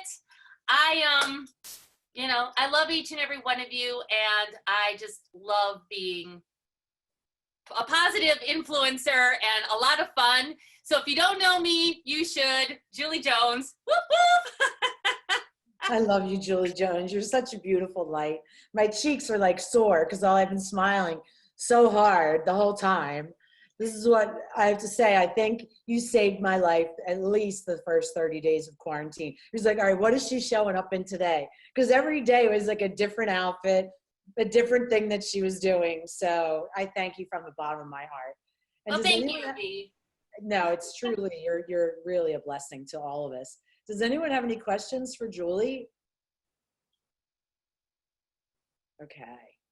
Also, I just wanted to say something about Julie. She's an amazing coach. She runs workshops and is an amazing coach. So connect with her, because she is very well connected with other people as well. So I highly recommend that if you don't know her, know her. She's awesome. Thank you, Colleen. And my name is Rosie, and I do know Julie. And happy birthday, Julie. What you doing today? I'm on this workshop with all of these amazing women. Whoop, whoop. It's Julie's birthday today, everyone. See, I got a candle on my head too. Well, that's the unicorn horn, but anyway. I will put my contact information, because I know that we're going to be sharing emails, but I'm happy to put my phone number. Find me on Instagram or on Facebook, and I'll put my contact information in, and please connect with me and reach out. And if I can be of any support, or you just need someone to talk to, or you're having a crappy day, call me. You'll be smiling by the end of our conversation. So I've done it. Been there, done that. Yep. Thank you, Julie. Well, we have two amazing. I'm like, I hate to even say their names because I don't want this to end. I'm having such a good time. Um, Jill, I like literally remember the first time I laid eyes on you in person, because when we did our TEDx's together, we had a great leader who really coached us on what to do, but he also built communities. So we kind of all got to know each other virtually, and we're really a support system. It was the first TEDx women event, so it was really women focused. And so I sort of like gravitated towards Jill just online, but then when we like went for our TEDx rehearsal, we like, it was like love. I feel like it from day one. So, and when I toured, Jill and her husband were kind enough to invite me into their home, and our relationship grew, and Jill just published a book, Big Wild Love, and I'm actually mentioned in the book, and that's really amazing.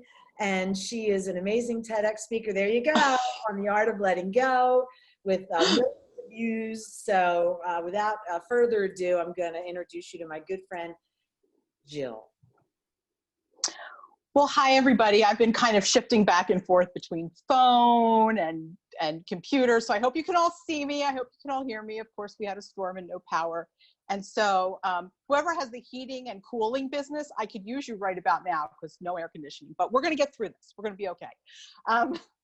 This is amazing. I knew from the second that I saw you online when we were forced to be on Facebook and engage. I would say to my husband, that Diane.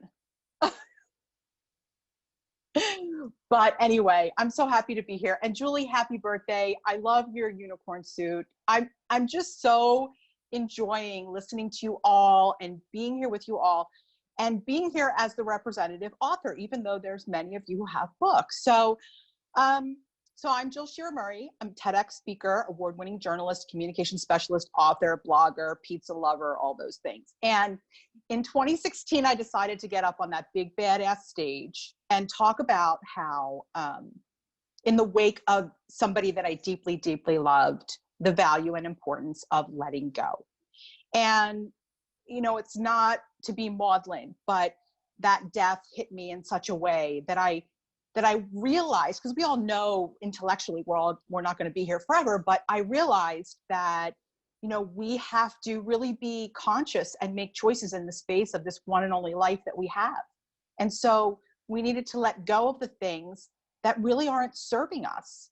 And I noticed that so many of us, myself included, had been holding on to things that just were not right for us. And we knew that. And I talk about in my TEDx, a relationship that I had with a man who was wonderful and I deeply loved for 12 years, and how I let go of him and an entire life around him. And I had no idea after I gave that talk that millions of people would watch it, and that I would begin to hear from women and men all over the world for years after giving that talk. And they would write to me with the same questions over and over and over about how they could let go for love specifically in their own lives. So on the heels of a very big full-time corporate job, I built a movement. I built a business and a brand and an online course, and an agent found me and a publisher found me, and I went on the long and arduous, joyful, arduous, painstaking, joyfully arduous experience of writing a book. And what you need to know about that is that I'm a writer by heart. So I have many books in a drawer. And so this book like just jumped up and screamed at me. So I felt so excited to be able to write a book that I felt was really going to be really helping people, because I'm trying to answer their questions on direct messaging and Instagram and Facebook, and they're asking me the same thing. So I'm telling them the same thing. So I'm like, this is so great. And so I came up with a 6-step process for letting go that doesn't just tell people how to let go, but it also tells them how to let go and then get to the next place. So, you know, we can let go like Sandra Bullock in Gravity and float around in space for the rest of our life, or we can let go and find our way to that thing that we really want most. So the information in the book does that. So I guess you can see that I'm very proud and very excited about having this book come out. Before I tell you about COVID, I have to tell you that while a lot of little girls dream about weddings, or maybe they dream about being president or going to space, I dreamed about a book launch. I dreamed about wearing a phenomenal red wrap dress, going to the bookstore, lines up the block, police navigating traffic. It's so insane. Signing books. We had a whole big party planned, and we had, lots of people coming. It was like my version of Broadway, and I'm not kidding. Big, huge event, because you know what? I'm 57 years old. Like, it's taken me a long time to spit out this book. So there was a lot of expectation. And then it was May 12th was the pub day. My parents are both in their 80s. They both almost died last year. And as they were both going through their respective illnesses, all I could think in my mind was like, please stay alive till May. Please stay alive till May. And they did. They're miracles. They're amazing. And so I quit my full-time job. This was going to be it. This was going to be, I had Oprah on speed dial this way on my side. My friend of a million years was going to be flying in because she said she wouldn't miss it. There's so many exciting things on deck. Then I had, Carrie Ann, to your point, speaking gigs and trips and book launches and like everything. It was truly something. And then COVID. And then race riots. I'm waiting for the locusts. Of course, now I'm hearing about the murder hornets. So, I got to be careful what we put out there. But the plane stopped flying. So no friend. The bookstore's closed. The party place is closed. Everything closed. The friends that were going to play music that night closed. All the engagements closed. All the gigs and the consulting and the talking closed, done. No one was coming. It was me, the dogs, and my handsome husband, who I love, they're great, and the refrigerator on pub day, the day that I have, spent dreaming about. So what I did on that day was I went into the laundry room. I turned on the dryer. This is how I meditate. I know it's weird. Works for me. I went in there. I closed the door so the dogs can't find me and no one can find me. And I went there with a box of tissues and a box of cookies. And I had my little, instead of my big, big book launch party, I had my little bitty pity party. And I thought, I shouldn't be here. I'm supposed to be on the road. I'm supposed to be talking about letting go. I'm supposed to be sitting next to Jennifer Weiner, who's an amazing author, who's from Philly, at going to a publisher's conference where she was going to speak. She and I, the only ones from Philly, she was going to be my bestie. Like, this was the plan. And there I was in the laundry room. And so to make matters worse, now I'm hating myself because people are dying and I'm angsting over a book launch.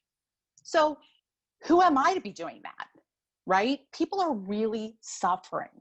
This goes to all of Tanya's conversation. It's people are really suffering. They're really suffering with COVID. They're losing people they love. They're going through horrible times.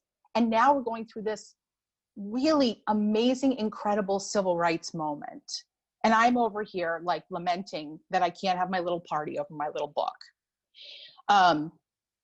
So I would cry to my husband, and then I would cry to my mother, who would say, cut your hair. And what about me? I'm the mother, So, and I would hear other people, the other people would be saying, well, this is going on for me, but people are dying. And, I really do feel this. This is part of the whole letting go is, we can feel all of those things for other people. It's not a contest or an either or competition.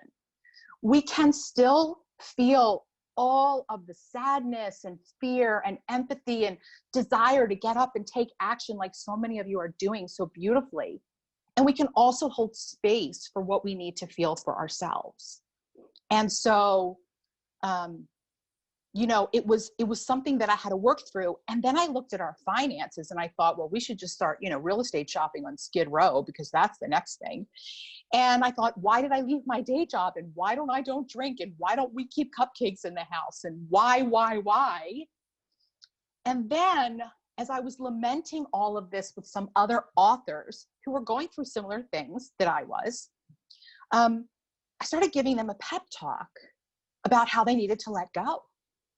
I said, look, you guys, you know what? You guys need to like get into my process. You need to read my book. Like, you need to do this shit. I worked it out so you don't have to. You can crawl right on in. Which was like, oh, wait a minute. I think I know somebody else who needs to go there, and that's me. So I had the epiphany. In that moment, I realized that I needed to put myself into my own process, and I needed to work on letting go in this moment, letting go. And so I was already in steps 1 and 2. Step 1 is have that epiphany and allow yourself to see it. Here was the epiphany. Book launch wasn't happening. Nobody's wearing a red dress. There's no lines up the block. Nobody's coming for a party. Nobody's coming to save you. No one's going to just wiggle their nose like Barbara Eden and I, Dream of Jeannie. The whole pandemic's going to go away.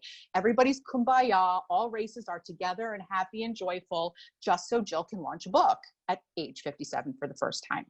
It's not going to happen. And the second step is feeling that epiphany, feeling that, because so often we say, well, I don't have a right to my feelings, or I got to move on, or like, I can't believe I hate myself for having a pity party. No, I had an amazing pity party. I had so much time with that laundry room. It was awesome. I ate so many cookies. It was gross. It was perfect. I cried and I cried and I cried. And then when I could get all that rage and anger and rage and anger and rage and anger out of my body, I could look ahead. I could pull up into 3, 4, 5, and 6 of my process, which is, what do you want? What do you want in this moment and beyond this moment? And you know what? That really had not changed. Yes, I want everybody to be healthy. Yes, I want COVID to go away. Yes, I hate that we have all of this discord in our country. Yes, I don't want that. But I also want to launch my book because I want to be able to help people, and I want to get on stages, and I want to go out into the world, and I want to spread my message because I feel very passionate about it. And it's an important one that we all need, clearly me included. So I indulged myself for a couple of weeks in the pity party. And then I focused on what I wanted. And I realized that I had to let go of the old way of doing things and start thinking I can have the same goal and I can take a different path. I have to come up with new solutions. And to Julie's point, a huge message in my book is about something I call big wild love, which is self-love with intention, which reminds you of who you are and allows you to know yourself so that whenever you get lost in the dark woods, you can always say, but this is who I am. And I know that no matter what happens, I'm always going to be okay because I have me and I know how to do this. And I love myself enough to make the right choices and to use that as the ground under my feet. So once I knew that, I could get to the bookstore. It would just be virtual. I could reach out and do webinars, which I've started doing. I could write more. I can promote myself in a different way. I can get on more podcasts. I could shift my mental frame entirely. I could forget the idea that this was all happening to me. First, mom almost died, then dad almost died, now a global pandemic, now a race riot. This is not a conspiracy dreamed up by all my ex-boyfriends who are afraid that I've written about them in my book. And by the way, I have a few of them. So there you go. Pretty excited about that. If you're friends with writers, I would just say behave well. And just accept that this is life and that things happen as long as we have, to Julie's point, as long as we have that big wild love as the grounding under our feet, we can always rise above it. We can bring our best selves to the table and we can be there for us and we can be there for all the other people who need us to rise up for them. In addition to that, and looking at all the many different ways that I could be reaching out virtually, I also got into service with my sister authors. So I reached out to them and I said, what can I do to help you? And so I started reading excerpts of their books on my Facebook page, sharing their books and their information and links to their websites, and imploring my audience and saying, hey, you guys are at home. Put the book in the bathroom, put it wherever. These are beautiful books that you don't want to miss. And in doing that, I had such an amazing experience, not only talking about books, which I love, but connecting with my sister authors, reading their beautiful, amazing work, and being out in the world in a bigger way, which made me feel so great. So in a nutshell, more speaking, more writing, more connecting, just in a different way now, in a way that is available to me. I no longer look for letting go of the means that are unavailable. And that's always going to shift and change with the times or whatever we're going through. But again, when we have big, wild love, we're always acting on our own behalves. We always know when it's time to pivot, and we do. So what didn't work, and I'm going to reiterate what some of the other really brilliant women on this call have said, which is trying to control, calling the bookstores. When are you going to open? When can I reschedule? When is this going to be over? Asking things of people who didn't have it to give, just like I didn't, because I was afraid and I was in step 2. I needed to know what the outcome was going to be. I needed to control. The stakes were so heavy for me.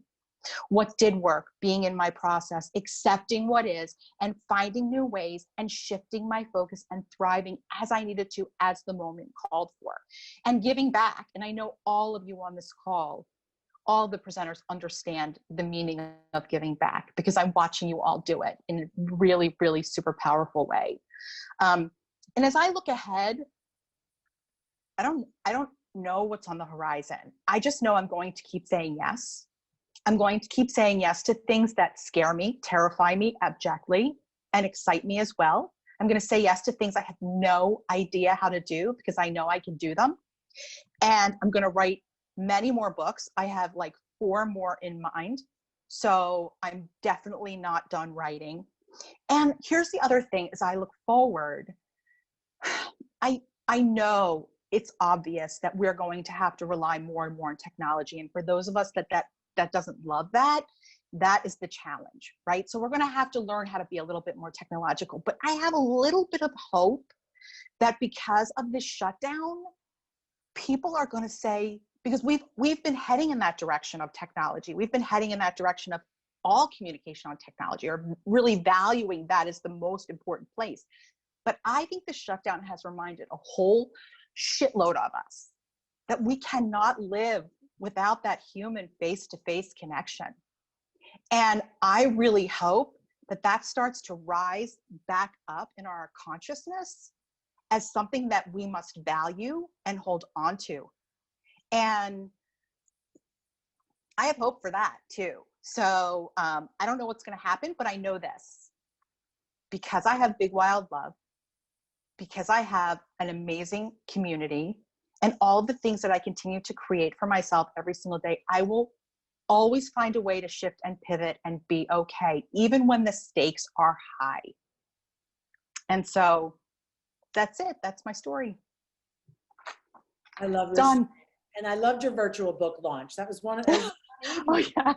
Her husband is an artist, and he sang, and her neighbors were there, socially distanced on the deck, and she read parts of the book, and yep. Singing, and it was really a lot of fun. So yes, you did a really part of the pivot. Yeah, it was a great pivot. I had a great time. It was like a weeknight, right? I mean, it wasn't even that long ago. It was the same night that the actual big party was supposed to happen. Okay. And I decided to do a Facebook Live. I called it the Back Deck book launch. It was awesome. And it was wonderful. My husband played the guitar, and my neighbors came over in masks and hazmat suits and, rulers, and we all just, we just had a party. We had a party. There was a lot of drinking going on. Not me. I was looking for the cake, but it was very fun. It was very fun. Yeah. Yeah. It was awesome. Does anyone have any questions for Jill? Jill, I want to just say, I think that's the other thing that's come out of this is that, like, people with their creativity, it does, like, we're so used to everything having to look a certain way. and the fact that there's an infinite amount of solutions and how we can do things. And so Right. kudos to you. But I would love to know, so is it on your website that we can buy the book, or how can we get a copy of the book? Oh, Julie, that's an amazing question. You are a special unicorn. Thank you for asking that question. You can buy my book wherever books are sold. But yes, you can buy it on Amazon. You could go to your bookstore and get it. You can go to my website at letgoforit.com, and I'll put it in the comments too. And there's an order and all the places you can go and get it.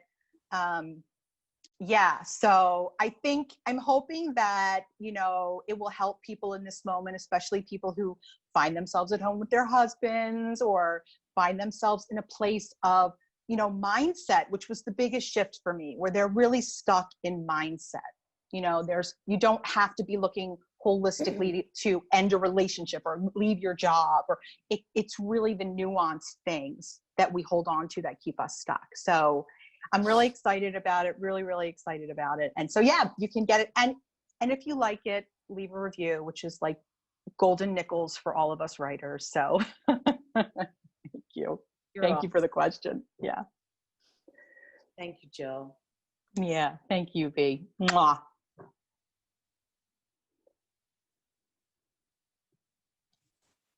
Am I Muted. Oh. I muted myself. She's used to being at the end of the alphabetical order when, and then I felt bad about it once I realized that. Because you can go opposite alphabetical order next time, and I will. But Ashley's just a badass. I mean, she literally probably eats more organ meat than any human being I know on earth. She's literally eating tongue one day, heart the next. I mean, she's crazy. And she has an interview style that I love and admire. And she's also an author. And I'm just really excited. Ashley and I work together at Paleo Magazine. We're in the conscious living space. Her and I do the same workouts at the gym together. She's Totally. like, her back muscles alone are just unbelievable. So I'm just excited to have Ashley speak to us, especially because a lot of her work is in sort of the digital space too. Yeah. Thank you, V, for letting me be a part of this. I really appreciate it. And thank you to everybody who stuck around to the end. I'll try to make it worth your while here.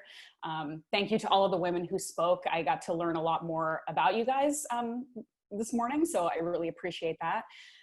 Basically what I'll do is I'll just kind of briefly introduce what I do, and then I just want to tell kind of a quick story of how my work has kind of pivoted and changed during the pandemic, and hoping that kind of, I guess the lesson that I learned personally is something that you guys can maybe take and apply to your lives, because not only did I sort of, like I said, have to pivot, working a lot in the digital space, but I also ended up having to do a fair bit of introspective work and look at some ways that I was reacting to changes. And there were some lessons that I learned about kind of entitlement and fairness and investing in things, even when it isn't convenient. If you care about something, you need to invest in it, even when it isn't convenient, and sometimes especially when it isn't convenient. And these were some kind of pretty big lessons that I learned during this process. And some of the story will probably be pretty familiar to you, but you can chime in if you want to. So basically, I am a health and fitness journalist and a podcast host. I have a cookbook coming out this summer, so I'm very, very excited about that. That could be, the process of how that came to be could be a whole other story, but we'll leave that maybe for another call. And I'm also a consultant to other individuals in the health and fitness and wellness space. So if people are trying to build their own digital voice or create their own podcast or write their own book, I'm doing a lot of stuff behind the scenes to help people with that. And so essentially I have my hands in a lot of different paleo gluten-free pies, but I work for myself, and I also get to choose who I work with and who I work for. And it's a very, very fortunate position that I'm in. And it probably took me about 5 years of solid work while working a corporate office job to make the transition where I could kind of support myself and say that I was doing this full time. And I was fortunate that I had a husband who had a full-time kind of steady income so that I could kind of play in both spaces for a while. And it took I'm sure a lot of the women listening can relate to this. It just took a lot of consistency, being persistent, building relationships, just showing up for people and being reliable and being good at my work so that until people started to take notice, essentially. So, but I'm super fortunate to be able to do this work. And because of the nature of the work that I do, when the pandemic hit, the nature of my work certainly didn't change a lot because most of what I'm doing is from home and then also online. So things, were shifting and changing, and the way we were communicating was changing, but my work didn't really disappear. So I was very fortunate with that. But one situation that did occur during this time that really led me into a slightly different direction for my own personal work and brand was when the quarantine basically started. So around mid-March, when people were kind of being told, like, this is real deal, like stay in your homes.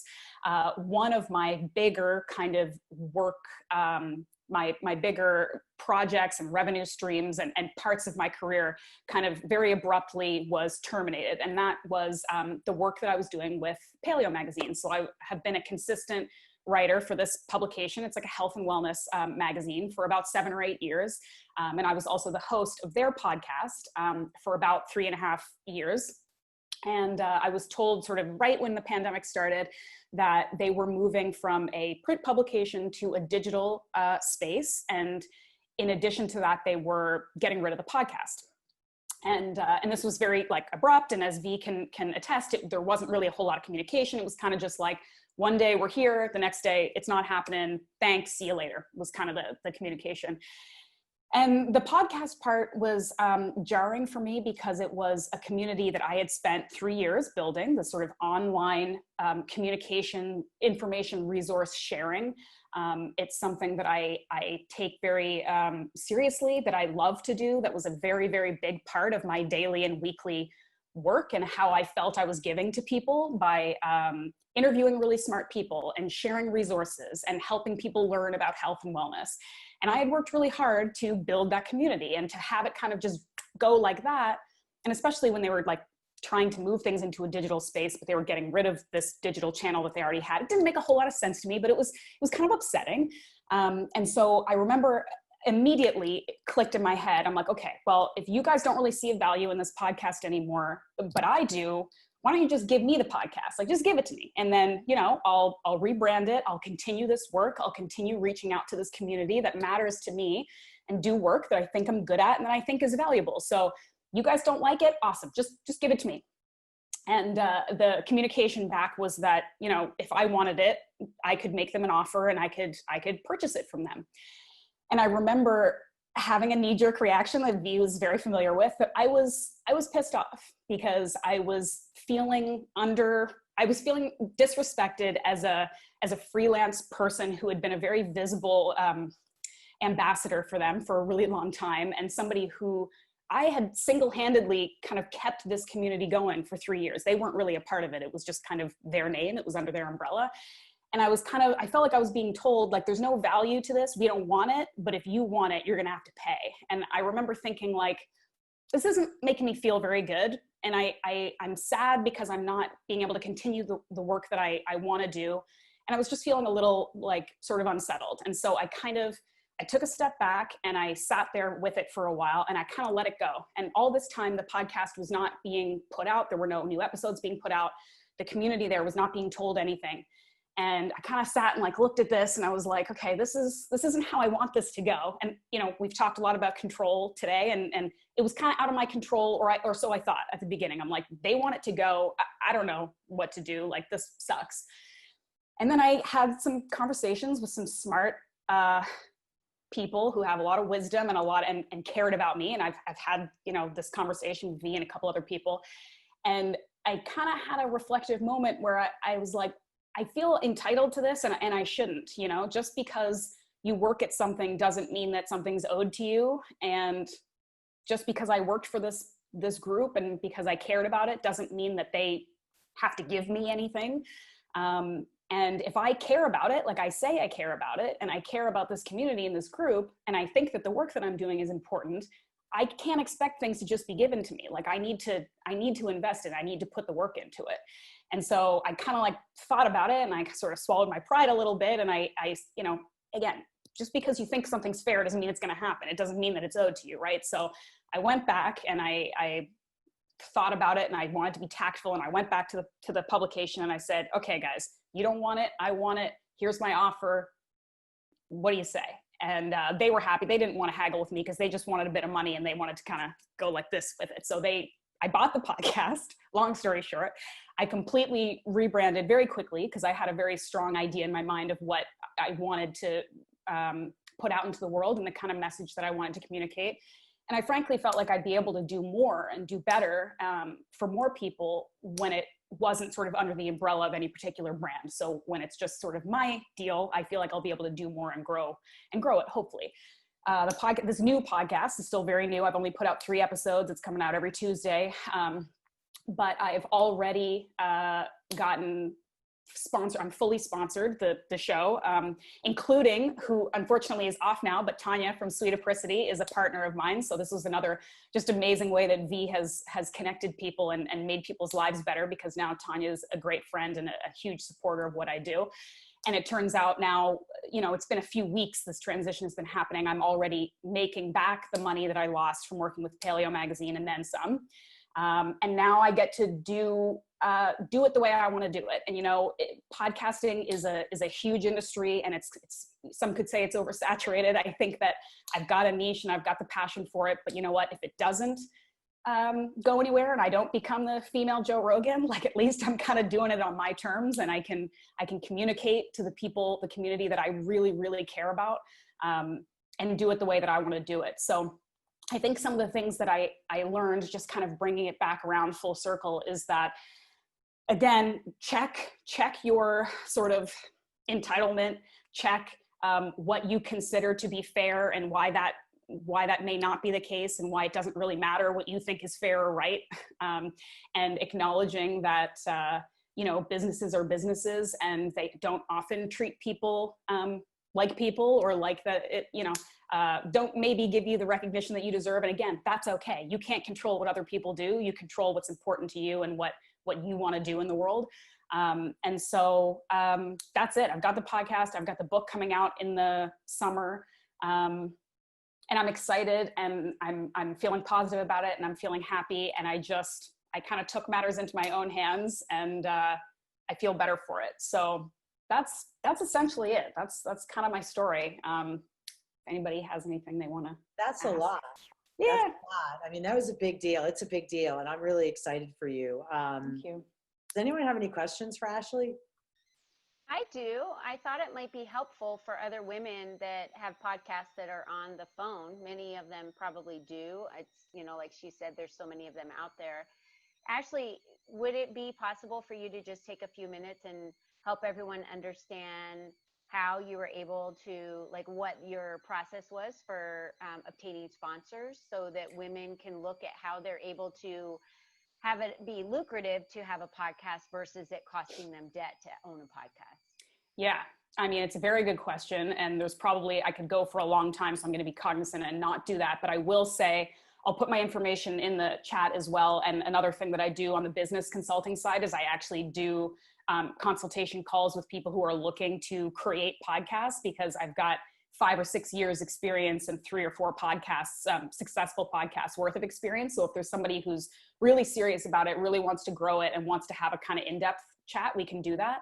I think that the issue with podcasting, similar to things like self-publishing on Amazon or a lot of different things because of this digital space now, is that sort of anyone can do it, and there's a low barrier to entry, and that's true. But if you want to do it in a way that is successful to you in terms of not losing money or possibly even making money, there is a certain amount of work and a certain amount of investment you have to do at the ground level. You know, like I can literally just talk into my phone today and post it on iTunes, and that's a podcast.